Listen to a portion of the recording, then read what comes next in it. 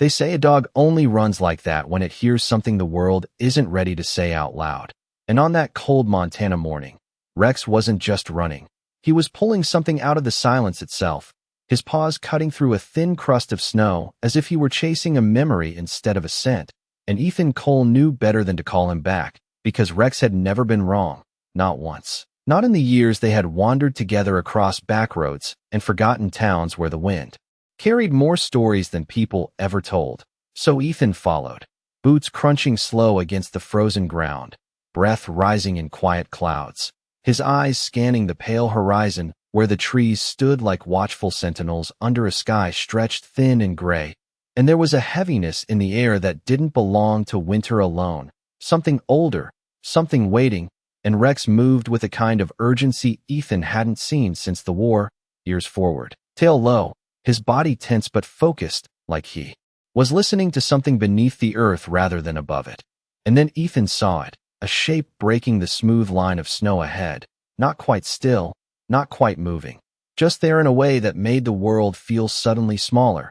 And Rex reached it first, circling once before gripping the man's coat gently, but firmly, and pulling, dragging him inch by inch across the ground with a determination that didn't feel like instinct alone. It felt like purpose, and Ethan's chest tightened as he closed the distance, dropping to one knee beside them, his gloved hands hovering for a moment as if unsure whether he was about to touch a stranger or something from a past he had tried too hard to bury. The man's face was pale, but not lifeless, his breath shallow but steady, and there was something about the way his fingers curled against the snow that felt familiar in a way Ethan couldn't explain.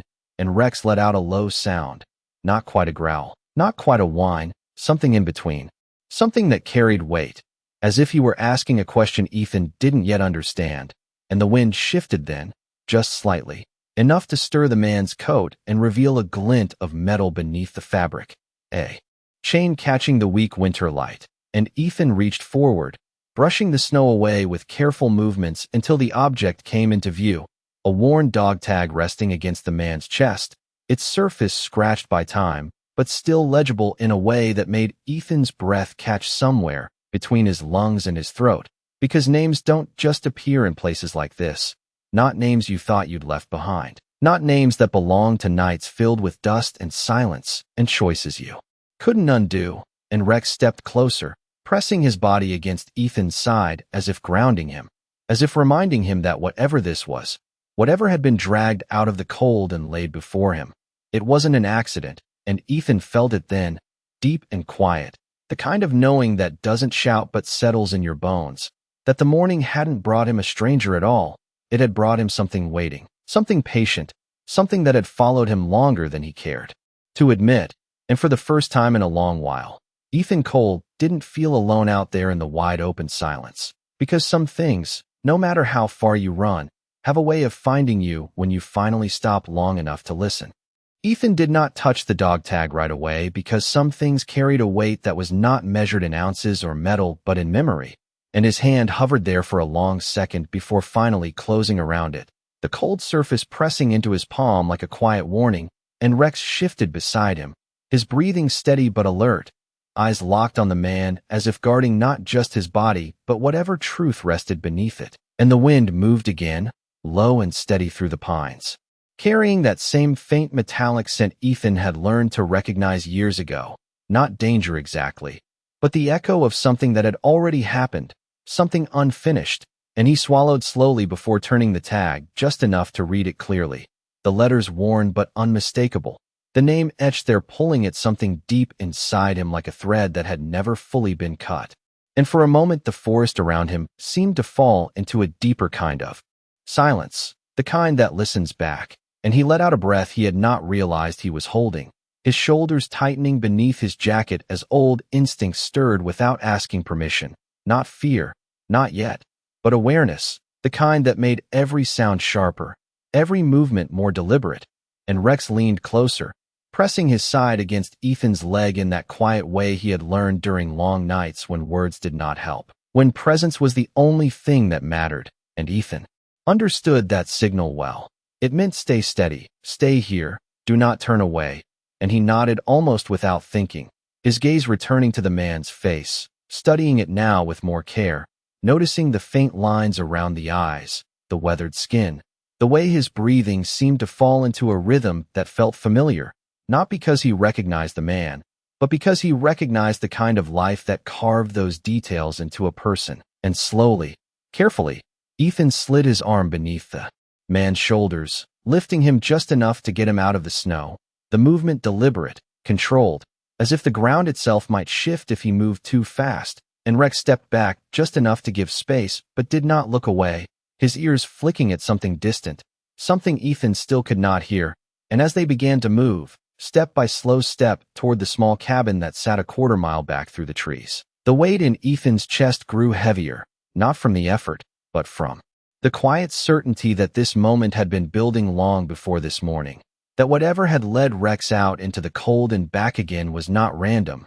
not chance, but something deeper, something that had chosen its time carefully. And halfway back, the man stirred, just slightly, a faint shift in his posture, a breath that caught before settling again, and then, almost too soft to be certain, a whisper slipped from his lips, a name carried on a fragile thread of sound that barely reached the air, but Ethan heard it clearly, not because it was loud, but because it was his, and he stopped for just a second, his boots planted in the snow as the world seemed to tilt in a way he had not felt in years.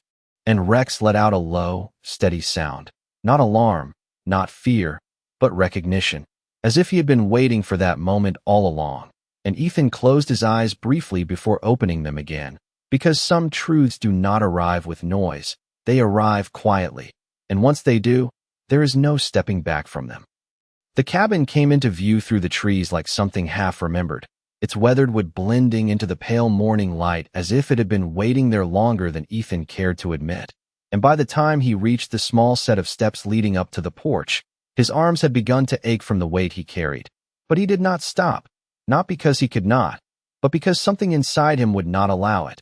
And Rex moved ahead, pushing the door open with a familiar nudge of his nose before circling back, his eyes never leaving the man as if measuring each breath, each movement.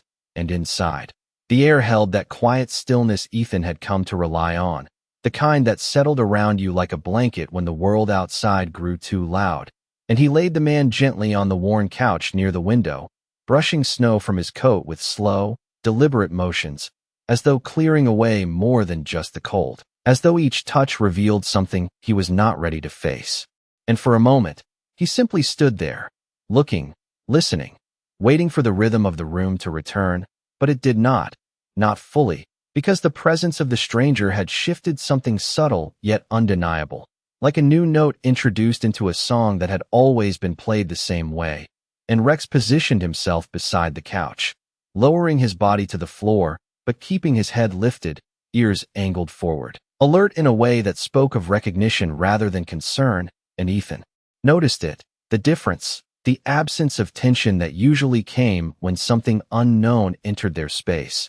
And instead there was a quiet steadiness, as if the dog already understood what the man was still trying to grasp, and Ethan moved to the small stove, lighting it with practiced ease, the soft crackle of flame filling the cabin with a gentle warmth that spread slowly through the air, and he poured a cup of water, setting it within reach before returning to the couch, his gaze drawn once more to the dog tag now resting in his hand. And he turned it again, tracing the edges with his thumb, feeling the shallow grooves of the letters as if they might shift under his touch, as if the past could rewrite itself if given enough time. And behind him, the man stirred again, a faint movement that pulled Ethan's attention back. And this time the eyes opened, not fully, but enough to reveal a flicker of awareness, a distant clarity that seemed to search the room before settling on him. And there was no confusion there, no hesitation, only a quiet recognition that landed with a weight Ethan could not ignore, and the man's lips parted slightly, forming words that came slowly, carefully, as though each one carried more than just sound. And when he spoke, his voice was rough but steady, carrying the echo of something long held back, and he said Ethan's name again, clearer.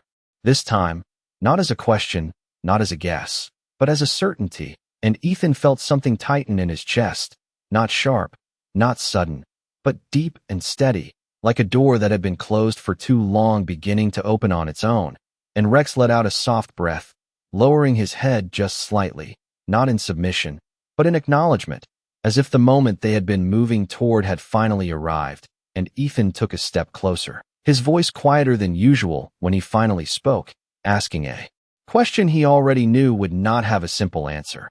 Because some encounters do not begin with introductions, they begin with recognition, and the man on the couch did not rush to explain, did not fill the silence. He simply held Ethan's gaze with a calm that felt earned, as though he had carried this moment across miles and years just to place it here, in this small cabin, on this quiet morning, and outside. The wind moved through the trees again, softer now, almost gentle, like it was no longer searching, only witnessing what had finally been found.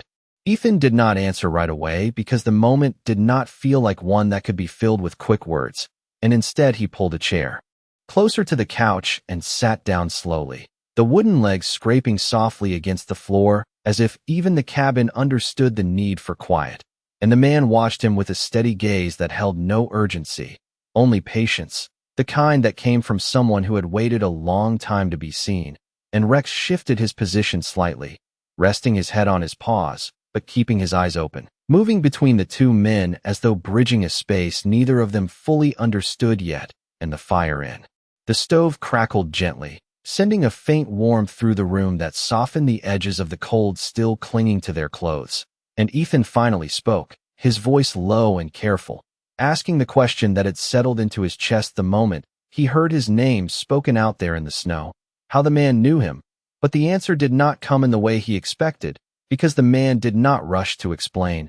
He simply lifted his hand slightly, revealing a second object Ethan had not noticed before, tucked beneath the edge of his coat, a folded piece of worn canvas, its surface marked by faint lines and symbols that seemed to shift with the light. And Ethan leaned forward, taking it with cautious hands, unfolding it slowly as if it might disappear if handled too quickly. And as the fabric opened, the shape of a map revealed itself, not precise like something drawn for direction, but layered, marked with notes and small notations that spoke of memory more than measurement. And there, near the center, was a location Ethan recognized immediately, not because it was written clearly, but because he had carried it with him for years without ever needing to see it again, a place where time had stopped for him in ways he had never fully admitted.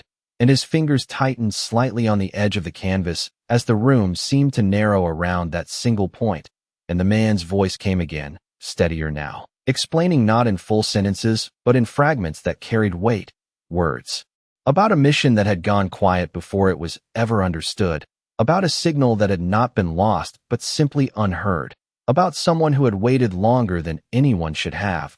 And Ethan felt the old resistance rise inside him. That instinct to step back, to place distance between himself and anything that tried to reach into the past he had sealed away.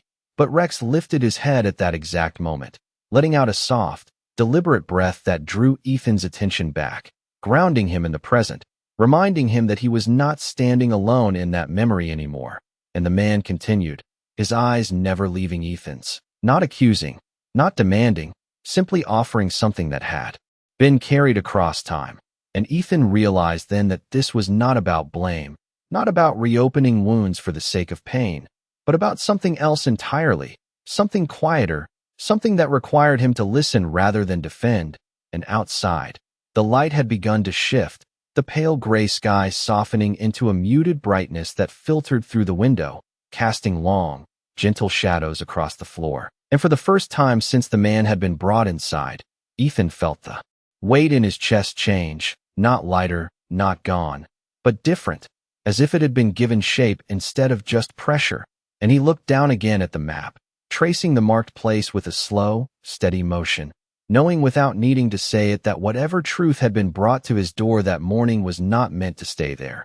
It was meant to lead him somewhere he had once refused to go. And Rex rose quietly to his feet, stepping closer, his presence steady and certain, as if he had already chosen the path long before Ethan had even seen it. Ethan did not fold the map right away because something in the lines and faded markings felt alive in a way paper should not, as if every note pressed into that canvas carried a voice he had once ignored.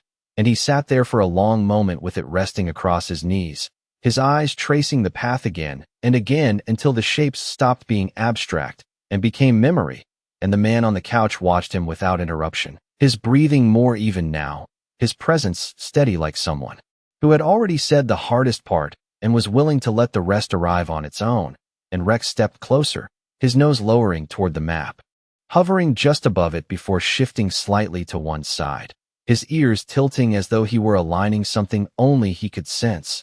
And Ethan noticed that movement, the quiet precision of it, and followed the direction of the dog's focus to a section of the map that had been marked more heavily than the others, a faint circle drawn over a stretch of land that looked empty at first glance. But Ethan knew better, because some places only looked empty if you had never stood in them. When everything changed, and he let out a slow breath, leaning back in the chair as the weight of recognition settled deeper into his chest, not sharp, not overwhelming, but steady, like something that had finally stopped waiting and begun to move forward.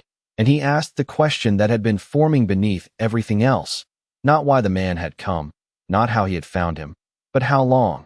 And the answer came without hesitation, spoken in a tone that carried no drama, only truth. Years, more than Ethan had allowed himself to consider. Years of silence that had not been empty but filled with waiting, with listening, with the quiet hope that one day the path would circle back to where it had broken. And Ethan lowered his gaze again, his fingers tightening slightly against the canvas as he felt the edges of his past press closer than they had in a long time. And the room seemed smaller now, not confined, but focused, as if everything inside it had narrowed to a single point of decision. And Rex shifted his weight again, stepping forward until he stood between Ethan and the door, not blocking it, not forcing anything, just standing there with a calm certainty that made the choice feel less like a question and more like something already unfolding. And Ethan looked at him, really looked, seeing not just the dog who had walked beside him through miles of quiet roads and empty days, but the one who had always known when to move, when to stop, when to lead without asking. And it struck him then that Rex had not found the man by chance, had not dragged him out of the cold by instinct alone, but had followed something deeper, something that connected moments across time in ways Ethan had never fully trusted. And the fire crackled softly behind him, the sound steady and grounding. And outside, the light had shifted further, the pale sky opening just enough to let a thin band of sunlight stretch across the snow. And Ethan stood slowly, the map still in his hands, his movements deliberate as if each one needed to be acknowledged. And he walked to the window, looking out toward the line of trees where the morning had begun, where Rex had disappeared and returned with more than just a stranger. And for a second, he considered the quiet he had built here, the way it had kept him steady, protected even, but also distant from anything that might ask more of him than he was ready to give. And then he turned back, his gaze meeting the man's once more, not searching this time, not uncertain, but settled in a way that felt unfamiliar and yet right. And he gave a small nod, not as an agreement spoken aloud, but as a recognition of something already decided. And Rex responded immediately, stepping aside from the door, his tail low but steady, his posture relaxed in that quiet way that meant the path ahead had already been chosen. And Ethan understood then that some journeys do not begin when you step outside. They begin the moment you stop turning away from where you have already been. Ethan did not waste time gathering much because there was not much to take, and that realization settled over him with a quiet clarity as he moved through the cabin, pulling on his heavier coat, checking the small pack he kept by the door, the same one he had carried through countless miles where destinations mattered less than the act of moving itself. And this time felt different, not because the road ahead was longer, but because it led somewhere he had once refused to return to. And Rex waited by the door with a stillness that was almost ceremonial, his body relaxed but ready, as if he understood that this was not just another walk into the woods. And behind them, the man on the couch had pushed himself upright, not fully steady yet, but determined in a way that did not rely on strength alone. And Ethan stepped closer, offering a hand without hesitation, not out of obligation, but out of something quieter, something that had shifted inside him since the moment the name on that tag had come back into his world. And the man accepted it with a firm but measured grip, rising slowly to his feet, his gaze steady as it met Ethan's, carrying a kind of calm that did not erase the years between them, but acknowledged them without resistance. And for a moment they stood there, not speaking, because some understandings did not need to be said aloud. And then Ethan turned toward the door, pulling it open as a rush of cold air swept in, sharp but clean, carrying the scent of pine and distant snowmelt. And Rex stepped out first, pausing just beyond the threshold to look back, his ears flicking once as if confirming they were coming. And Ethan followed, the man just behind him, and together they moved away from the cabin, leaving behind the quiet space that had once been enough. Stepping into a landscape that stretched wide and open, the trees casting long shadows across the ground as the morning light continued to rise, and the path ahead was not marked in any clear way, not like a road or a trail, but Ethan felt it nonetheless, a direction shaped more by memory than by sight, and he walked with a steady pace, each step grounded, each breath measured, not rushing, not hesitating, and Rex moved slightly ahead, guiding without pulling, his movements precise, occasionally pausing just long enough to listen before continuing, and it struck Ethan. Then how different this felt from the past, when movement had been driven by urgency, by orders, by the need to reach a point before something else did. But now there was no urgency, only purpose, and the man kept pace beside him, not speaking much, but occasionally glancing toward the landscape as if recognizing pieces of it, small details that aligned with something only he could fully see. And after a while, the terrain began to shift, the trees thinning slightly as the ground sloped upward, the snow giving way in patches to frozen earth and exposed roots that traced patterns across the land like veins. And Ethan slowed just a fraction, his eyes narrowing as something in the distance caught his attention, not a structure, not anything clearly defined, but a subtle break in the natural lines of the hillside, something that did not belong to the present moment. And Rex stopped completely then, standing still with his body angled toward that same point, his ears forward, his posture alert but not tense. And Ethan felt it again, that quiet knowing settling into place, not forcing him forward, not pulling him back, simply waiting for him to acknowledge it. And he exhaled slowly, stepping closer, his boots pressing into the ground with a weight that felt both familiar and new. And he understood then that whatever truth had begun in that cabin was not something he could hold at a distance any longer. It was something he had to walk into, fully, without turning away, because some answers do not come when you ask for them. They come when you are finally willing to stand where they have always been waiting. The closer they moved toward that break in the hillside, the more the air seemed to change, not colder or warmer, but quieter in a way that settled deeper than sound, as if the land itself was holding something beneath its surface, waiting without urgency, yet refusing to be forgotten. And Ethan slowed his steps without realizing it, his eyes fixed on the uneven line ahead where the natural slope gave way to something slightly altered, a shape that did not belong entirely to time or weather. And Rex remained still for a moment before stepping forward again, his paws placing carefully against the ground, his head low, ears forward, listening not just to what could be heard, but to what lingered beneath it.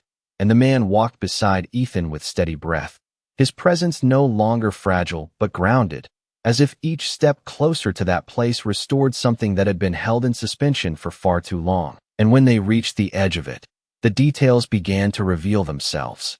Slowly, not all at once, but in fragments that required patience to understand.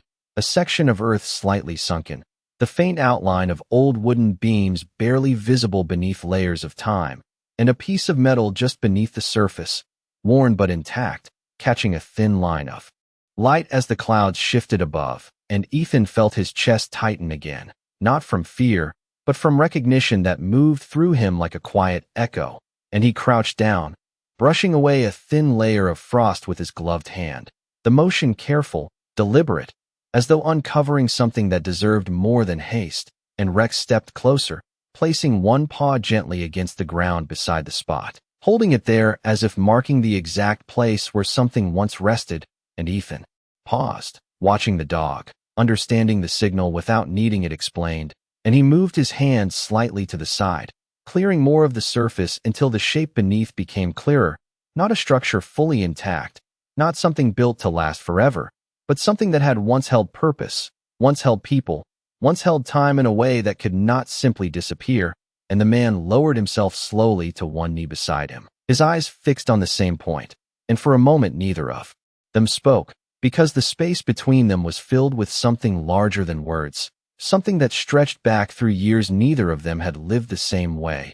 And then the man reached forward, his fingers brushing lightly against the exposed edge of the metal, and his voice came quietly, not heavy, not dramatic, just steady, as he spoke of a signal that had not faded but had been buried, of a place that had not been lost but had simply waited for the right moment to be seen again. And Ethan listened, not interrupting, not questioning, because something inside him had already begun to align with what was being said, and Rex let out a soft breath, lowering his head slightly, as if acknowledging the truth settling into place, and Ethan closed his eyes for a brief second, allowing the weight of it to pass through him without resistance. And when he opened them again, the landscape no longer felt distant or unfamiliar. It felt connected, as if the line between past and present had thinned just enough to be crossed, and he understood then that this was not about uncovering something new. It was about finally seeing what had always been there, waiting beneath the surface, patient, quiet, and ready to be found by someone willing to stop long enough to listen. Ethan did not rush to uncover more, because something in the stillness of that place asked for patience, not urgency, and he remained crouched there with his hand resting lightly against the cold surface, feeling the faint texture beneath his glove as if it might answer without being forced. And beside him, the man drew a slow breath before speaking again, his voice steady but softer now, as though each word needed to pass through years of silence before reaching the air. And he said that there had been a moment back then when everything had gone quiet, not in the way of peace, but in the way of something waiting to be heard, a signal that did not stop, but simply went unanswered. And Ethan listened without interrupting, his gaze fixed on the ground, because he knew exactly what that kind of silence felt like, the kind that followed decisions made too quickly, the kind that stayed long after the moment had passed. And Rex shifted closer, lowering his head until it rested near Ethan's arm, his presence steady, his breathing calm, anchoring the moment in something real and present. And the man continued, explaining not in blame but in truth, that he had not been lost, not entirely, that he had found a way to endure, to listen, to wait, holding on to the faintest thread of connection in the hope that it might one day be followed back to him. And Ethan felt something inside him shift then, not breaking, not collapsing, but realigning, like pieces that had been scattered finally, finding their place again. And he closed his eyes for a brief moment, letting the weight of those words settle without resistance, without the need to defend or deny.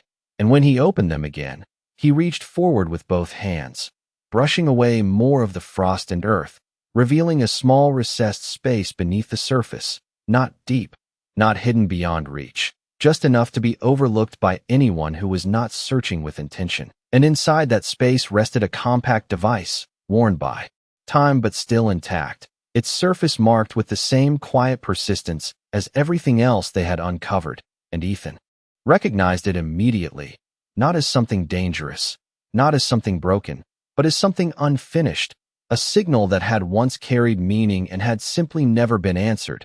And he lifted it carefully, holding it in both hands as if it carried more than just its weight. And for a moment, nothing happened, no sound, no movement, just the steady presence of something that had waited long enough.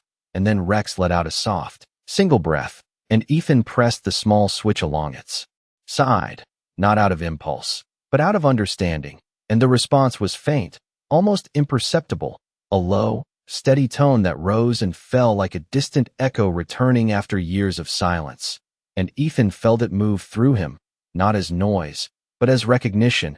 And he turned slightly toward the man, their eyes meeting again, this time without distance, without hesitation.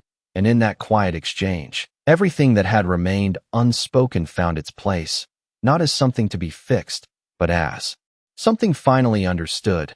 And the wind moved gently across the hillside, carrying that faint tone into the open air, no longer buried, no longer waiting. And Ethan realized then that the truth he had not been ready for was not something that would break him. It was something that had been waiting to be heard, waiting for him to come back, not to relive what had been lost, but to finally acknowledge what had endured. And Rex stood beside him, calm and certain, as if he had known all along that this moment would come, not with force, not with noise, but with the quiet certainty that some things, once found, do not need to be explained, they only need to be accepted. The sound faded slowly into the open air, not disappearing, but settling into something quieter, something that no longer needed to call out because it had finally been answered. And Ethan remained there for a long moment with the device resting in his hands, his gaze steady, his breath even, as if the years that had once pressed heavily against him had found a place to rest. And beside him, the man lowered his head slightly, not in sorrow, not in relief, but in acknowledgement, as though a long-held distance had finally closed without needing to be measured. And Rex stepped forward, his nose brushing lightly against Ethan's arm before he turned his head toward the horizon.